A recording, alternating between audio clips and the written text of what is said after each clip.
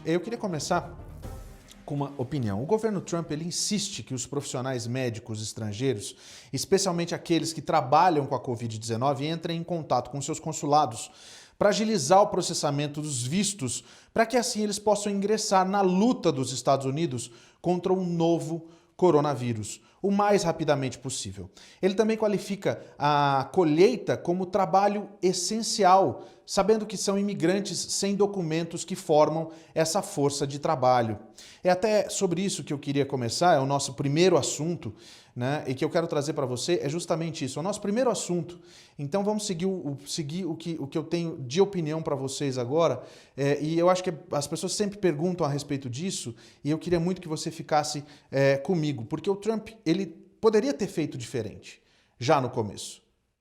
Ele poderia ter feito diferente. E ele não fez. Por isso que eu queria até que trocasse o GC para as pessoas acompanharem comigo, porque isso é uma opinião. Eu estou trazendo uma opinião para você. Então, olha só.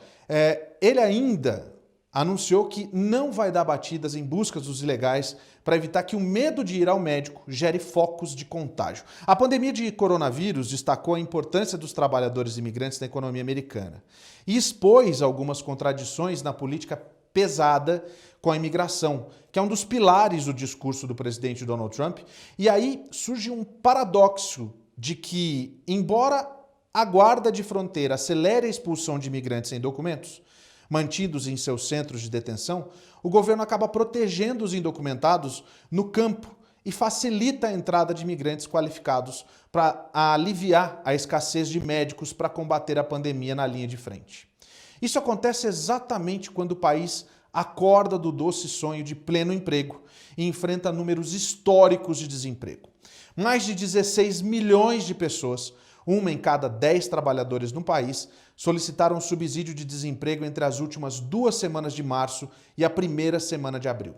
Especialistas não têm dúvidas de que surgirão outro 1 milhão de desempregados. Donald Trump, que você vê aí, endossou o slogan de comprar de americano e contratar americano. E agora está entre duas forças.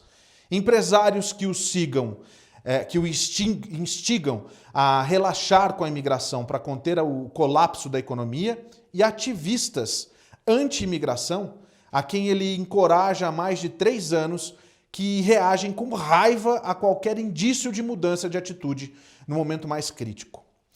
Você está vendo umas imagens aí, porque no dia 1º de abril, ele disse que ele queria que os imigrantes viessem para os Estados Unidos para trabalhar no campo. Ele disse mais ou menos assim, abre aspas, nós não estamos fechando a fronteira para que todas essas pessoas não possam entrar. Eles já estão aqui há anos e eu assumi o meu compromisso com os agricultores. Eles continuarão a vir, fecha aspas. Presta sua atenção.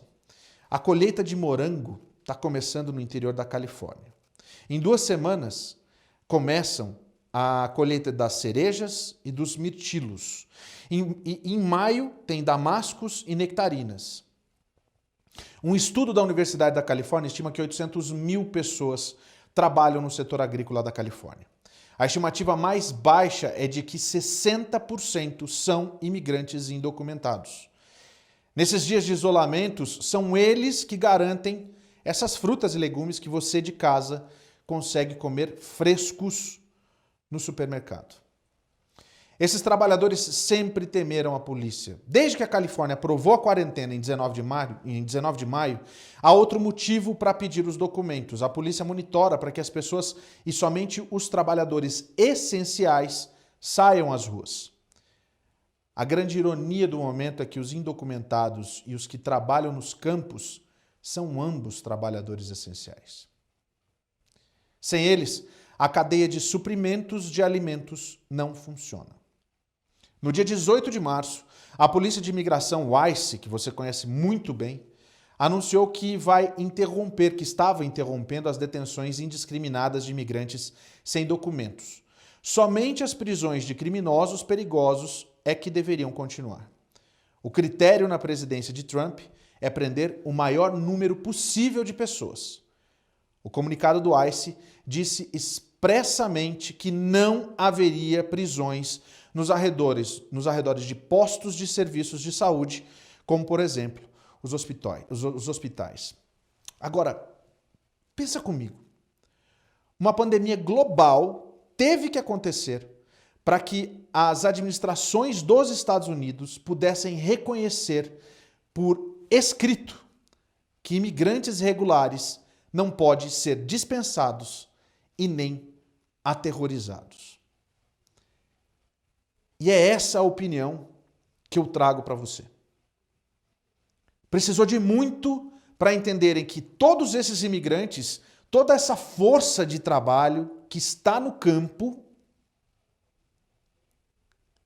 deve ser honrada e deve ser mantida. A gente espera que, e eu sempre digo, e você sabe disso, depois dessa pandemia, muita coisa vai mudar. Ou essa administração realmente cumpre com o que está sendo feito agora, para desespero dos republicanos, ou a economia jamais vai voltar a ser como era. Por quê? Como eu sempre disse durante meus 4 anos vivendo nesse país, quem faz os Estados Unidos são os imigrantes, sejam eles os legais ou os ilegais do bem. A gente vai acompanhar. O que a gente sabe é que tudo isso que está acontecendo até agora são coisas que já se esperavam. Muita gente me questiona várias vezes durante o tempo que eu estou com essas pessoas nos grupos de WhatsApp. Quando tudo isso vai acontecer? Quando tudo isso vai acabar? Por isso que daqui a pouco eu vou ter o Dr. Marcelo comigo aqui para explicar para a gente alguns dados que foram divulgados e que mostram exatamente, possivelmente, quando que isso pode acabar. Mas depende de você que está em casa. Depende da administração. O Trump tinha todas as informações no começo de janeiro para que os números fossem ainda menores. E ele ignorou. Hoje, na coletiva, agora há pouco, que estava acontecendo até agora há pouco, ele fez questão de trazer um material de campanha para bater as informações que foram publicadas pelo New York Times. Mas agora também já é tarde demais. Fizeram coisas boas, baniram as viagens, os viajantes da China. Ok. Mas precisava ser feito muito mais. O governo deve receber 600 mil testes rápidos nos próximos dias, mas é muito pouco. O país é muito grande. Não adianta testar apenas 1, 2, 3 milhões de pessoas. É necessário muito mais. E a gente espera que isso aconteça, não a passos lentos. E teve gente que reclamou de 2019. Quem diria que a gente não ia ter um 2020? Parece que o 2020 é coadjuvante, que estava já lá em 2019 e deu as caras agora. Derrubou a mocinha e quer ser protagonista. É complicado.